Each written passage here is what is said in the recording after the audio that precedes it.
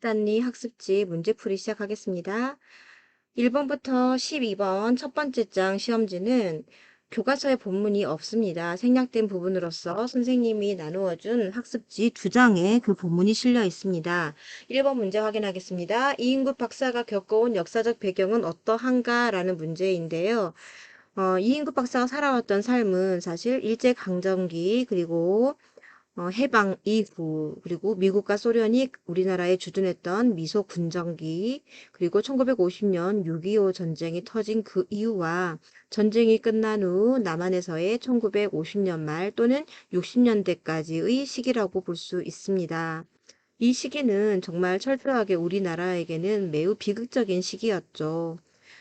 우리나라가 힘이 없어서 다른 나라에게 주권을 빼앗기고 또 독립도 다른 나라에 의해서 맡게 되면서 우리 힘으로 정치하지 못하고 미국과 소련이라는 강대국에게 의지해야만 했던 그런 아프고 부끄러웠던 과거의 시기라고 볼 수 있겠습니다. 그래서 선생님은 우리나라의 아픈 역사와 이인국이 살아온 역사적 배경은 같다라고 했는데 한마디로 약소국으로서의 서러웠던 역사라고 보면 좋겠습니다. 두 번째, 이인국 박사가 운영하는 병원의 가장 큰 특징은 무엇인가요? 라는 문제. 이거는 학습지 1쪽에 있었던 건데요. 이인국 박사가 운영한 병원은요, 먼지 하나 없이 깨끗했습니다. 그래서 정결, 깨끗, 청결했고요. 다른 병원에 비해서 병원비가 갑절로, 즉 2배로 비쌌다라는 특징이 있습니다. 세 번째 문제, 이인국 박사의 병원 운영 방식을 통해 알 수 있는 그의 성격. 자, 이걸 볼 때 이인국 박사가 어떻게 병원을 운영했는가부터 봐야 되는데요. 이인국 박사는 여러분들 보세요. 환자가 오면 뭐부터 따졌냐면 그의 병이 어떠한가, 병세가 어떠한가, 증상이 어떤가를 따지기보다는 그가 입고 온 옷이 어떠한가, 그가 병원비를 낼 수 있는 그런 부담 능력이 있는가, 이것부터 따졌습니다. 뭐 양면 진단이라는 말을 썼었어요. 두 가지를 함께 봤다는 거죠. 병세와 부담 능력을 봤다는 건데 그 병의 증세보다 돈이 있나 없나, 병원비를 낼 수 있을까? 그걸 더 중시했던 사람이라는 걸 알 수 있고요. 그리고 이 사람의 두 번째 병원의 운영의 방식은 절대로 병원비를 외상으로, 즉 돈을 받지 않는다거나 나중에 받겠다거나 이렇게 하지 않고요. 철저하게 현금으로 바로바로 돈을 받는 병원의 운영 방식을 선택했습니다. 따라서 병원비를 못 받았다, 미수금이라든지 이런 게 전혀 없었다는 거죠. 즉 손해를 절대 보지 않는 성격이죠. 따라서 여기서 알 수 있는 이인국의 성격은 돈을 매우 중요하게 생각하고 자신의 이익을 아주 중요하게 생각하며 절대로 손해를 보지 않으려고 하는 성격으로서 우리 흔히 말하는 물질 만능주의에 젖어 있는 사람이다라고 볼 수 있겠습니다. 4번입니다. 역사를 지나오며 이인국 박사의 주요 고객들은 주로 어떤 사람들이었나요? 라는 문제인데요. 이거는 학습지 1쪽에 24번째에서 5번째 줄에 나와 있는데요. 외정시대라는 것은 외나라 외자, 즉 일본을 얘기하고 흔히 말하는 일제강점기 시대를 말합니다. 외정시대에는 우리나라 사람들을 환자로 받지 않고 일본인들을 환자로 받았다고 해요. 그리고 지금 현재 1950년 말에서 1960년 초반인 지금은 주로 권력층이거나 혹은 재벌에 준하는 사람들만 환자로 받고 있다고 합니다. 한마디로 굉장히 잘 살고 권력을 가진 초고위층 사람들만 환자로 받고 있다고 볼 수 있겠죠. 초호화 병원이겠네요. 자, 5번입니다. 이인국 박사는 언제 월남을 하였는가? 라고 묻고 있습니다. 자, 이건 교과서에도 분명히 나와 있죠. 자, 학습지에 나와 있는데요. 1쪽에 30번째 줄에 나와 있습니다. 일사후퇴라고 하는데 우리나라의 전쟁이 1950년 6월 25일에 일어나게 됩니다. 자, 그러다가 함흥이라는 북한 땅에서 마지막으로 이제 후퇴를 하게 되는데 그때가 1951년 1월 4일이었습니다. 그때 이인국의 가족들도 북한에서 남한으로 월남을 하게 되었습니다. 2장으로 넘어갑니다.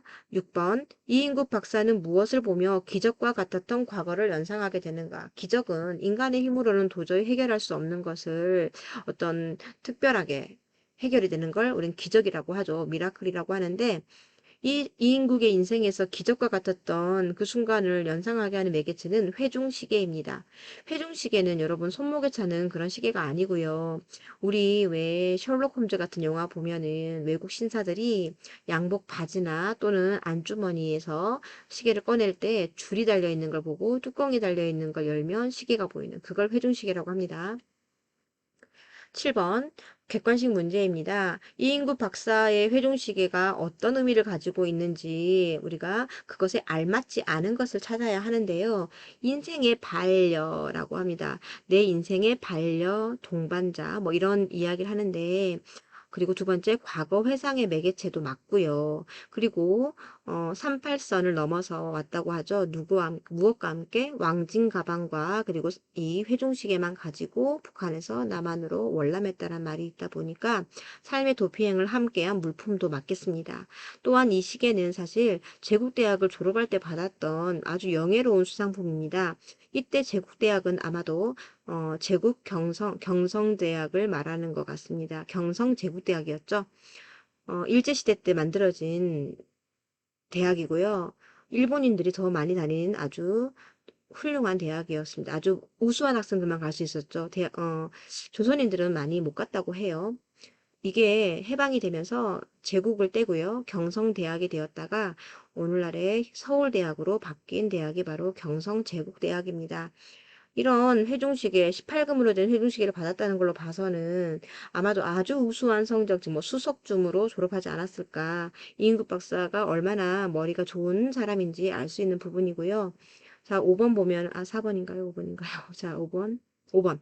왕진 가방과 함께 현재까지 남아있는 월남의 흔적이라는데 틀린 답이죠. 왜냐면 왕진 가방은 이미 헤어져 다 버리고 새 가방으로 바꿨습니다. 그래서 왕진 가방은 틀렸고요. 8번 문제 보겠습니다. 이인국 박사가 넘긴 몇 차례의 고비는 무엇이었는가요? 라는 문제는요. 이거는 다시 1번 문제와 연결해서 보자면 이인국 박사가 겪어온 역사적 배경은 무엇인가 어떠한가 이거랑 연결되죠. 한마디로 이인국 박사는요. 자, 일제시대에 어떻겠어요? 죽을 고비 넘겼겠죠. 일제강점기 때 죽은 사람 많단 말이에요. 아주 험난했던 일제시대 때도 이 죽을 고비를 넘겼고요. 그리고 소련군 점령하에서 북한에서의 감옥 생활 거기서도 살아남았죠. 6.25 사변 때도 목숨이 왔다 갔다 했겠죠. 하지만 잘 살아남았습니다. 하지만 6.25 전쟁 중에 부인은 거제도 수용소에서 목숨을 잃는 일도 있었죠. 그리고 6.25 전쟁이 끝난 후 이제 미군의 영향력이 커지는 미군 시기대에도 이인국은 살아남았습니다. 이렇게 죽음의 고비를 몇 차례 넘겼다고 볼 수 있겠고요. 자, 8번 문제 보겠습니다. 이인국 박사, 아니, 9번이죠. 딸 나미에게 온 편지에서는 어떤 내용이 있었나요? 라는 건데, 이거는 외국 교수와 결혼하겠다, 즉 외인 교수와 결혼하겠다는 내용이었는데, 이인국 7색 8색 하죠. 어, 흰종이 손잡을 생각하면 뭐 정말 징그럽다고 하죠. 그만큼 외국인과의 결혼을 반기지 않아요. 웃긴 것은 이렇게 외국인을 싫어하면서 일제시대에는 일본인과 혼인하는 내선일체 혼인론에는 굉장히 찬성하고 오히려 더 우월하다라고 더 나은 결혼이다라고 생각까지 했었습니다. 여러분 내선일체는 좀 설명을 할 필요가 있겠는데요. 선생님이 설명을 좀 해보겠습니다. 내자는 안내자인데요. 내지, 즉 안의 땅, 안의 땅이란 얘기입니다. 그럼 외지는 뭐겠어요? 외지는 바깥에 있는 땅이죠. 바깥 땅.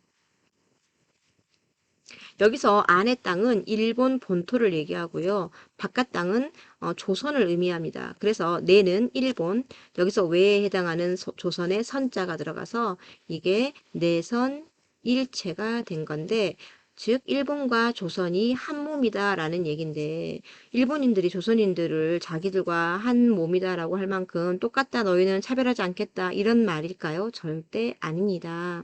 내선일체 혼인론을 얘기한 이유는 여러분들 예전에 여러분들 역사할 때 역사 시간에 많이 배웠을 텐데 다른 나라를 점령하고 제일 먼저 하는 게 뭐였죠? 그 나라 사람들과 결혼해서 아이를 낳아서 섞는 겁니다. 이 민족을 피를 섞는 거. 그러면 한 나라로 바꿀 수 있죠. 그래서 내선일체 하려는 이유는 조선을 완전하게 점령하여 집어삼키기 위한 일본의 계획이죠. 그래서 내선 일체에는 굉장히 찬성했던 이인국이 서양인, 즉 미국인과의 결혼에 대해서는 질색팔색하고 있는 게 나옵니다. 자, 9번입니다. 딸 라미에게 온 편지에는 어떤 내용이 적혀 있었는가 했군요. 이걸 통해서 우리는 그 당시 1950년, 60년대에 우리나라 사람들이 외국인에 대한 거부 반응, 즉, 코 크고 눈 파란 머리 금발인 외국인에 대해서 서양인에 대해서 굉장히 거부 반응이 있었다는 걸 알 수 있죠. 그럼 사회적 분위기가 있었습니다. 즉 사회 문화적 배경이죠. 그 이유는 우리나라 사람들이 오랜 기간 동안 단일 민족이라고 해서 자, 외국의 문물을 받아들이지 않고 우리끼리만 살았던 그 역사적 배경도 한몫했을 거라고 생각합니다. 10번. 미국 사람과 혼인 관계를 맺어주는 것이 해롭지 않겠다고 생각한 까닭은 무엇인가? 혼반이라 했죠. 혼반. 즉, 이 이유는요, 여러분. 이인국 박사가 언제 이 생각을 했느냐가 아주 중요하거든요. 그때가, 우리 학습지 4쪽에 23번째에서 25번째 줄에 나오는데요. 새로 결혼한 두 번째 부인 해숙이와의 사이에서 돌쟁이 아들이 하나 있습니다. 돌을 갓 지난 아들이 하나 있는데 요놈이 대학을 가서 갈 때까지 내가 살아 있어야 할 텐데 그리고 미국 유학까지는 보내야 할 텐데 뭐 이런 생각하는 장면 나오거든요. 그걸 생각하니까 아, 이 혼인도 괜찮겠네라는 생각을 합니다. 즉 자신의 막내 아들을 성장한 후에 미국 유학을 보냈을 때 딸 라미가 미국인과 결혼했을 때 유학 보내기가 한결 수월하고 또 쉽겠죠. 좋겠죠. 그런 계산 하에 괜찮다라고 생각합니다. 이만큼 이인국은 굉장히 계산적인 사람이라고 볼 수 있겠죠. 즉 답은요. 자, 누구 때문이다? 막내 아들 때문이죠. 막내 아들을 벌써 미국 유학 보낼 생각까지 하고 있는 겁니다. 이인국 박사는 누구를 만나러 나가는가? 이거 현재 시점에서입니다. 1950년대 말, 60년대 초반에 현재 시점에서 이인국 박사는 지금 미 대사관, 미국 대사관 직원인 브라운을 만나러 가려고 합니다. 자, 과거에서 다시 현재로 돌아오게 하는 매개체 역할은 무엇인가? 이 문제는 여기서 나와서는 안 됐었거든요. 이 문제 지우겠습니다, 여러분. 자, 두 번째. 이제 3장으로 넘어가서요. 자, 이인국 박사는 과거 중 어느 시기를 회상하고 있는가? 자, 이 문제는 여러분 지금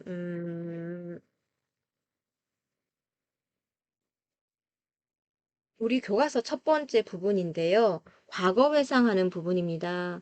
거기에 분명히 나옵니다. 1945년 8월 하순이라고 나옵니다. 하순은 21일부터 31일까지를 얘기하니까 해방된 직후라고 볼 수 있겠죠. 그래서 1945년 8월 하순 정도로 생각합시다. 해방된 후입니다. 해방이 되었는데 이인국 박사는 왜 불안과 초조에 휘말려 잠을 제대로 못 이루는가? 자기가 인간이라면 당연히 잠을 못 이룰 만하죠. 왜냐? 일제강점기 시대에 했던 친일파로 살았던 자신의 삶을 들킬까봐라고 생각했기 때문이죠. 친일파로 살았던 과거 때문입니다. 과거. 이게 들킬까봐 두려운 거죠. 자, 15번입니다. 어제 저물녘에 보았던 벽보에는 무엇이라 써 있었는가? 이거 계속 1945년 8월 하순을 얘기합니다. 그 벽보에는 뭐가 써져 있었냐면 여러분 친일파 민족 반역자를 타도하자라는 말이 써 있었죠. 민족 반역자를 타도하자. 이런 벽보가 있었습니다. 은행벽에 붙어 있었어요. 이때 벽보 보다가 마주친 사람은 당연히 누구죠? 어, 6개월 전, 즉 1945년 2월에 자신의 병원에 왔던 사상범이었던 조선인 춘석입니다. 춘석이. 춘석이를 보면서 가슴이 뜨끔했죠. 사상범이라고 안 받아줬었거든요. 그러면서 다시 과거로 떠오릅니다. 춘석을 보고서 과거로 갑니다. 자, 언제? 몇 개월 전? 6개월 전. 그러면 45년 8월보다 6개월 전은 1945년 2월이 되겠죠. 더 과거로 가게 됩니다. 해방되기 전이죠. 형무소에서 가출옥된 중환자를 입원시킬지 갈등하는 이유는 무엇이었을까요? 라는 문제 보겠습니다. 이유는 간단합니다. 일단 춘석이 입고 있는 옷과 춘석을 데려온 업고 온 사람의 옷이 허름했죠. 돈을 낼 처지가 못 된다는 것도 알았어요. 하지만 돈보다 더 중요했던 건 뭐였냐면 이 병원은 일본인 간부급들이 지금 들락날락하는 그런 병원입니다. 즉 특권 계층만 왔다 갔다 치료받을 수 있는 병원인데요.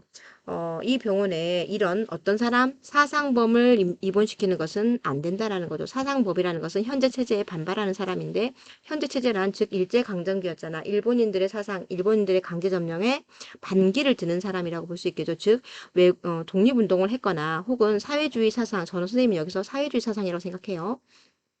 사회주의 사상을 가진 춘석을 입원시킬 수가 없었습니다. 그 이유는 바로 뭐냐면 사실 이 사람은 지금 관선 의원이죠. 관선 시의원. 즉 나라에서 너는 시의원 일을 해라라고 지금 직책을 맡고 있는 사람이란 말이야. 즉 그렇기 때문에 자타가 공인하는 모범적인 황국 신민으로서의 공든 탑이 무너질다라는 거죠. 여러분, 한국 신민은 신문 아니죠. 신민이죠. 죄송합니다. 한국 신민은 어떤 뜻을 가지고 있냐면, 황국이 뭐냐면, 일본 천황이 다스리는 나라의 신하로서의 국민을 얘기해요. 백성을 얘기해요. 즉, 천황이 다스리는 나라의 신하라는 거예요. 신하. 얼마나 친일주의자인지 알겠죠? 그러면서 9번, 19번. 결국 중환자를 어떻게 했나요? 응급치료만 해주죠. 즉, 응급치료만 해주고 입원실이 없다는 구실로 돌려보냅니다. 자, 응급치료만 해주고 입원실이 없다고 돌려보내버립니다. 누가 봐도 뻔한 거짓말이었죠. 게다가 병원 바로 맞은편에 있는 골목에 살던 사람이니까 입원실이 있는지 없는지 잘 알고 있었겠죠. 20번 입원을 거절당한 중환자의 이름은 앞에 나왔습니다. 춘석이었습니다. 이 춘석과의 악연은 계속됩니다. 자, 5장 29쪽, 교과서 29쪽이, 교과서 29쪽 맞죠? 자, 교과서 29쪽으로 넘어갑니다. 자, 집 밖이 많은 사람들로 북적거리는 까닭은 무엇인가 라는 건데, 자, 다시 이거는 6개월 후인 1945년 8월 하순 너머로 넘어가야 합니다. 이때는 언제냐? 해방된 다음에 사람들이 아주 기뻤겠죠. 해방 축하 행진도 하고, 게다가 또 우리나라를 일본으로부터 해방시켜준 소련군이 들어온다는 소식이 들리면서 사람들이 아주 흥분하죠. 실제로 이때가 쌤이 찾아본 자료에 의하면 1945년 8월 26일이었다고 합니다. 8월 26일 소련군이 평양 입성했던 날입니다. 아마 그 날짜가 아닐까 선생님은 조심스럽게 추측해 봅니다. 물론 소련군은 1945년 2월부터 벌써 평양으로 들어왔었습니다. 어, 미국의 요청으로 소련군도 음, 이 2차 세계대전에 참여를 하잖아요. 그래서 저기 중국이나 이런 나라의 그 일본의 세력을 물리치는데 아주 큰 공을 세우는데 미국이 추측했던 것보다 더 빠르게 일본군을 무찌르고 즉 한반도까지 북한을 넘어온 소련군을 보면서 미국이 아주 긴장을 했다고 해요. 이러다간 남한까지 소련에게 뺏기겠구나 해서 자기들끼리 38선을 끊고 북쪽은 소련군이, 남쪽은 미군이 점령하게 된 겁니다. 평양을 입성했다는 걸로 보아서 이때 이 날짜인 것 같아요. 그래서 소련군을 환영하는 사람들이 거리로 나왔기 때문이라고 볼 수 있겠습니다. 22번입니다. 이인국 박사가 꺼낸 액자에는 뭐라고 적혀 있었죠? 자, 국어, 상용의 가라는 말이 써져 있었습니다. 여기서 여러분 국어라는 건 조선어가 아닙니다. 한국어, 한글이 아니고요. 바로 일본어입니다. 일제강점기 시대에 자 1940년대잖아요. 당연히 자기들은 우리나라 말을 아예 쓰지도 못하겠죠. 학교에서도 집에서도 못 쓰게 했어요. 근데 이 뜻은 바로 뭐냐? 일본어를 늘 사용하는 집이라는 뜻입니다. 즉 일본어를 늘 사용하는 집. 그리고 혼자가 아니라 모든 가족이 다 일본어를 사용하는지. 게다가 이걸 받으려면 꿈조차도 일본어로 꿔야 할 정도로 일본말을 많이 써야 된다는 거죠. 실제로 이인국은 해방된 다음에 우리말을 쓸 때 오히려 더 어색함을 느낄 만큼 일본어에 더 익숙한 사람이었습니다. 자, 이인국 박사가 액자에서 꺼낸 것을 찢은 까닭은 당연하죠. 친일 행위가 드러날까 봐이죠.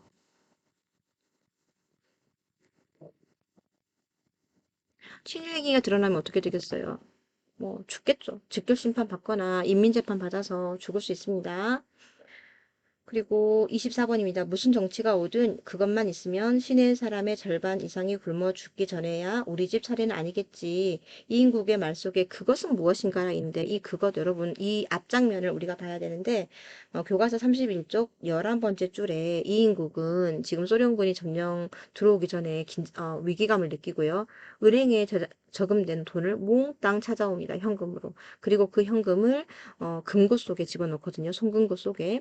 그러니까 내가 믿을 것은 뭐다? 이 위기의 순간에도 내가 믿을 것은 돈밖에 없다라는 이 배금주의 사상, 즉 돈이 모든 걸 다 결정한다라는 뭐죠? 물질 만능주의의 모습을 볼 수 있습니다. 돈만 있으면 된다라고 하면서 든든해 합니다.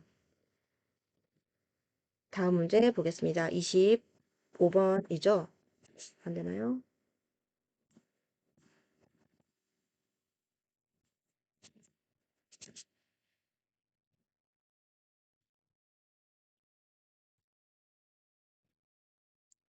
25번 문제 봅니다. 이윤국 박사는 부신 불빛을 피하면서 이거 지금 소련군이 북한에 들어왔을 때 얘기거든요. 그러니까 8월 26일 이후겠죠. 자, 다른 사람들에 끼어서 그 불빛을 보고 땡그 불빛을 보고 있는데요.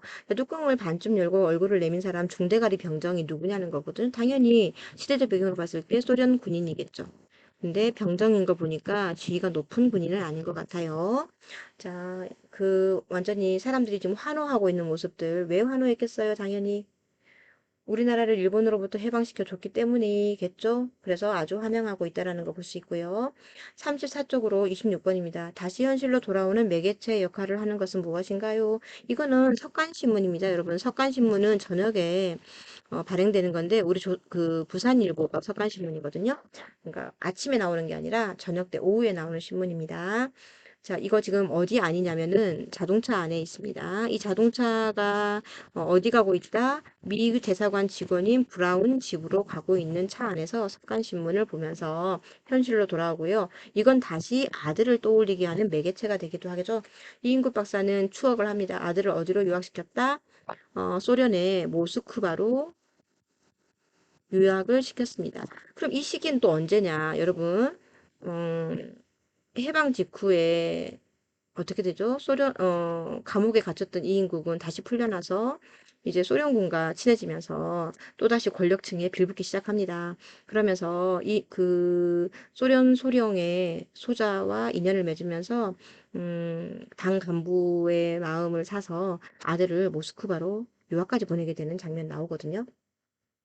그런데 아들을 유학 보낸 그 다음 해에는 무슨 일이 일어났냐? 이게 바로 1940, 여러분, 다시 1949년에 있었던 일이거든요. 우리가 소련이 북한을 머물렀던 시기가 1945년부터 48년이었다고 해요. 그러니 49년이면 이제는 아마 스텐코프는 소련으로 돌아갔을 확률이 높아요. 하지만 스텐코프와 인연을 맺으면서 당 간부들과도 굉장히 돈독한 인연을 또 맺었겠죠. 그래서 여전히 이인국은 친일을 한 친일파였음에도 불구하고 그리고 철저하게 친일자들을 처단했던 북한에서조차도 살아남을 수 있었던 겁니다. 1949년에 이인국 박사의 아들을 모스크바로 유학을 보냈다는 걸 알 수 있는 대목이 바로 그 다음 해에 사변이 났다라고 돼 있죠. 자, 6.25 전쟁이 일어납니다. 그리고 나서 전쟁이 터진 이후에 일사후퇴 이전까지만 해도 아들과의 편지를 주고받은 모양이지만 일사후퇴 이후에 남한으로 월남한 이후부터는 아들과의 소식이 끊겨서 살았는지 죽었는지도 모릅니다. 그런데 지금 1960년 초반이라고 치고요. 현재 브라운을 만나러 가는 차 안에서 석간신문에 어떤 내용이 실려 있었냐면 소련, 북한 소련 유학생 소독으로 탈출이라는 박스 기사를 발견을 하게 되는 거예요. 자기 아들하고 똑같은 상황이죠. 그러니까 혹시나 자기 아들인가 싶어서 자세히 봤겠죠. 근데 아무리 봐도 자기 아들이 아니죠. 그러니까 화가 나서 무슨 말을 합니까? 이 자식은 무얼 꾸물꾸물 하느라고 이런 축에도 끼지 못한담? 이라고 말하죠. 이 속에는 아들에 대한 원망도 있지만 사실은 걱정이 더 크겠죠. 자, 의미가 아닌 것을 고르는 겁니다. 왜 나라 돌아가는 꼴을 모르고 여전히 소련에서 공부를 하고 있는가? 맞는 말이죠. 6.25 전쟁 이후 이미 우리나라에서 소련이 힘을 잃었다는 것을 모르는가? 자, 소독으로 탈출한 북한 소련 유학생들처럼 발빠르게 왜 처신하지 못하는가? 다 맞습니다. 소련을 따르는 세력들이 힘을 얻어 우리나라를 뒤흔드는 것을 왜 모르는가? 말도 안 되죠. 지금 남한으로 본다면 소련은 힘을 잃었죠. 그렇기 때문에 우리나라라고 할 땐 여기서 남한을 얘기합니다. 답은 4번이 되겠습니다. 아닌 것. 자, 7장 30번입니다. 이인구 박사는 왜 치안대에 끌려가게 되었나요? 라는 문제인데요. 이인구 박사는 당연히 이건 또 이제 과거인데 언제 과거입니까? 1945년 해방된 직후에 이제 소련군이 북한으로 들어오고 뭐죠? 자위대가 치안대로 바뀌었을 때죠. 그러니까 소련이 주둔한 시기를 말할 수 있겠습니다. 왜 갔어요? 친일자라서 간 거죠. 친일 행위가 들통이 났기 때문에. 이 행위를 밝힌 사람이 누구일 가능성이 높아요? 춘석이가 밝혔겠죠? 악연입니다. 그죠? 그래서 사람은 잘 살아야 돼요. 31번. 파란 중대가리 소년병사가 이인국 박사에게서 무엇을 빼갔습니까? 이인국이 목숨처럼 소중하게 생기고 인생의 반려인 회중시계를 뺏어갑니다. 제국대학을 졸업할 때 받았던 그 시계고 뒤에는 자기 이름도 쓰여져 있습니다. 자, 8장 넘어갑니다. 8장입니다. 이인국 박사는 왜 감옥 안에서도 노어책을 읽었는가라고 돼 있죠. 우리 교과서 39쪽에 14번째 줄부터 해당하는데요. 노어책은 러시아어를 얘기합니다. 당연히 살기를 말하는 거죠. 살기를 모색하기 위해서죠. 어쨌든 지금은 가장 권력자가 누구죠? 북한 땅에서 소련이죠. 소련인. 소련군이 가장 큰 권력자입니다. 근데 이 권력자와 의사소통이 원활해야만 자기가 살 수 있는 방법이 생기겠죠. 말이 통해야만. 그래서 노 공부를 합니다. 살기 위해서 하는 거죠. 그리고 33번. 이인국 박사 스스로 왜 자기는 무기징역이나 사형감이라고 생각했을까요? 자기가 한 짓을 알죠. 들어보니 뭐 쌀을 팔아먹으면 7년이고 뭐 이런 말 나오죠. 근데 자기가 한 짓은 뭐였어요? 그보다 더한 친일 행위였거든요. 어떤 행위였다? 친일파로 살았고요. 민족의 반역자였고요. 반일 투사의 치료를 거부했던 사람입니다. 여기서 반일 투사는 누구죠? 즉 일본에 하여 싸웠던 사람 춘석을 얘기하죠. 춘석의 치료를 뭐 했습니까? 거부했죠. 그리고 일제의 간첩 행위까지 했던 모양이에요. 자, 간첩 행위까지 일자 맞기 때문에 자기는 바로 사형감이죠. 사형감. 엄청난 죄를 저질렀다. 자, 34번입니다. 이인국 박사는 자신의 잘못에 대해서 반성을 했습니까? 전혀 안 했습니다. 예, 아니로만 하지 말랬죠. 어떻게 하면, 왜 아닌지 우리가 얘기해 보자면, 무슨 말이 나오냐면, 교과서 40쪽의 22번째 줄부터입니다. 자, 식민지 백성으로서 어쩔 수 없었다라고 자기 합리화 쩔죠. 자기만 잘못한 거 아니라고 합니다. 이렇게 말하는 사람이 자기 반성 있었겠습니까? 자신의 그러한 엄청난 사형감일지도 모를 만큼 엄청난 짓을 저질렀음에도 불구하고 이것은 자기는 전혀 반성을 하지 않습니다. 어쩔 수 없었다. 식민지 백성이니까 자기보다 더한 놈도 있었다. 이렇게 자기 합리화를 하고 있는 걸 보면 전혀 반성이 없습니다. 자, 9번째 장 41쪽입니다. 이인국 박사가 있는 감방에서 어떤 일이 벌어지죠? 이게 지금 사실은 이인국의 인생을 다시 한번 바꾸는 계기가 됩니다. 이인국은 이제 죽음의 위기에 처하는데요. 이날 무슨 일이 벌어지죠? 피똥을 싼 환자가 자기 옆자리 환자가 피똥을 싸죠. 즉 전염병이 퍼집니다. 이 전염병의 정확한 이름은 이질이라는 전염병이고요. 정리라고 하죠. 피똥을 싸고 아주 전염성이 높습니다. 사실 이 병으로 인해서 이인국도 죽을 수 있었죠. 하지만 거기서 나와서 응급실에서 환자를 치료하는 바람에 또 살 수 있게 되었죠. 36번 문제 볼까요? 이인국 박사가 응급치료실에서 근무하게 되면서 어떤 생각을 하게 되었을까요? 살았다. 하지만 완전히 그러니까 안심하긴 이르죠. 당장은 사형은 면했지만 아직은 안심할 수 없었습니다. 왜냐하면 이게 또 끝나고 나면 언제 또 죽을지 모르잖아요. 그래서 새로운 또 살 궁리를 하죠. 완전히 자유로워지기 위해서 뭘 어떻게 해야 될까? 그런 관심을 갖게 되고 그 관심을 갖게 된 사람이 바로 스탠코프라는 소좌입니다. 자, 근무하면서 어떤 생각했다? 사형을 당하지 않게 된 걸 안심하면서도 완전히 자유로워질 새로운 기회를 노리게 됩니다. 이 기회는 누구에게서 왔다? 동시에 누구에게 관심을 가졌다? 스탠코프라는 소련인 소좌에게 관심을 가지는데 정확하게는 그 소좌의 왼쪽 볼에 붙은 혹이죠. 혹에 관심을 갖게 됩니다. 38번 문제와 연결됩니다. 스텐코프는 어떤 외향적 특징을 가졌는가? 어떤 외향적이죠? 왼쪽 뺨에 오리알 만한, 오리알 만한 뭘 가지고 있다? 혹이 있습니다. 자, 11장 43쪽. 이윤국 박사는 스탠코프의 수술을 하기 직전에 무엇을 했습니까? 만약에 실패하면 어떻게 한다? 실패되는 경우에는 뭐 한다? 당장 총살을 당한다라는 서약서에 서명을 하게 됩니다. 이 수술이 실패하면 죽는다는 거죠. 당연히 어떤 심정이었겠어? 조마조마하겠죠. 실패할까봐 조마조마하고 막 눈앞이 흐릿하고 막 했지만 정신을 바짝 차렸겠죠. 아, 난 살아야 돼. 두려움에 떨었지만 정신을 바짝 차리며 결국 수술에 성공을 합니다. 그렇게 기적적으로 이인국은 다시 살게 되고 이 일 결과 어떤 일이 벌어지죠? 아, 그 전에 스탠코프가 태어나면서 이인국에게 했던 말 딱 두 마디죠.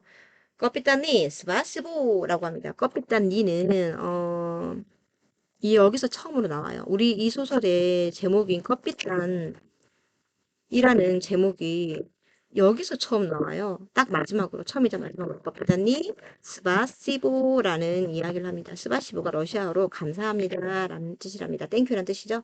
스톱 커피타는 캡틴 리죠. 그러니까 대장 리, 스바시보. 그 다음에 뭐라고 말하냐면 최고, 최고. 아, 아주 좋소라고 합니다. 당신 실력 최고야. 뭐 이런 극찬을 하면서 악수까지 합니다. 나중에. 42번 문제입니다. 스탠코프의 수술을 성공시키고 이윤국 박사가 얻은 두 가지는 먼저 어디서 나오게 됩니까? 출퇴근 통근하시오라고 하죠. 집에서 나와라 이거죠. 병원으로. 감옥에서 나와 집에서 통근을 할 수 있게 됩니다. 그리고 이인국이 아끼던 무엇도 돌려받게 되었죠. 회중시계도 돌려받게 됩니다. 그리고 43쪽 3번 문제입니다. 브라운 씨는 어느 나라 사람입니까? 다시 현재로 돌아옵니다, 여러분. 브라운의 관사 앞에 도착했다라 나오죠. 관사, 즉, 이 사람이 머무는 집입니다. 미 대사관 직원인 브라운 씨 집에 도착하면서 다시 현재 1950년 말 아니면 1960년 초입니다. 60년 초라고 보는 근거는요. 이 소설이 처음으로 나온 이제 발표된 시기가 1962년에 이 소설이 발표가 되었기 때문에 저는 60년 초로 볼 수 있지 않을까라는 생각을 하고 있습니다. 브라운 씨는 당연히 어느 나라 사람, 이제 완전히 해방이 되고 6.25 전쟁이 끝나고 미 군정기도 끝났지만 여전히 미군은 우리나라에 머무르고 있었죠. 그리고 우리나라와 미국은 아주 우호적인 관계였고요. 우리나라에 가장 중요한 영향을 미치는 나라입니다.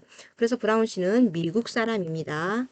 그리고 이인국 박사가 브라운 씨에게 부탁해 두었던 것은 뭐였냐면 미국으로 갈 수 있게 해달라는 거죠. 옛날에는 지금보다 더 미국 가기가 매우 어려웠습니다. 비자 받기도 어려웠고요. 그런데 또 그냥 단순 비자가 아니라 이인국이 바라는 것은 미국 국무성 초청으로 미국에 가기를 원합니다. 아주 대우가 좋았다고 해요. 아무나 국무성에서 초청하지 않겠죠. 국빈 또 아주 중요한 사람들만 미국 국무성에서 초청으로 갈 수 있는 겁니다. 그래서 미국 국무성 초청으로 어디 가게 해달라?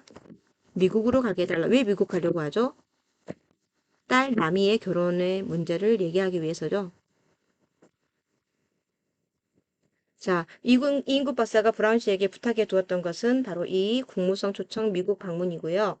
그리고 45번 문제 봅니다. 브라운 씨를 만나고 나오며 본인의 삶을 돌아보며 하는 말은 무엇이었나? 아주 가관입니다. 이 마지막 부분에 51쪽에 23번째 줄에 나옵니다. 그 사마귀 같은 일본 놈들 틈에서도 살았고, 일본 놈들. 자신의 과거가 나오죠. 닭사기 같은 로스케는 러시아인을 나추어 부르는 말이라고 하는데 닭사기가 뭐냐면 여러분들 도둑풀 있죠. 왜 사람이 풀밭에 지나가다 보면 옷에 타타닥 붙어 있는 거 독고마리라고도 하거든요. 그 독고마리를 얘기합니다. 살아남았는데 누구라고 못 다를까? 양키. 이제는 미국인을 낮춰 부르는 양키죠. 양키라고 다를까? 혁명이 일겠으면 일고 나라가 바뀌겠으면 바뀌어라 이거야. 나라 즉 말하자면 주인이 바뀌어 상관없다는 거야. 자기만 살면 된다는 거지. 아직 이 이인구의 삶은 끝나지 않았어. 나보다 얼마든지 날뛰는 놈들도 있었는데 지보다 더 심하던 사람도 있다는 거죠. 즉 매국을 했던 사람들, 친일파들도 있었다는 거죠. 자기 쯤이야, 내 쯤이야, 뭐 이게 무슨 이 말을 하는 걸 보며 이인국은 여전히 과거를 반성하지 않고 있죠. 자, 굉장히 뻔뻔하죠.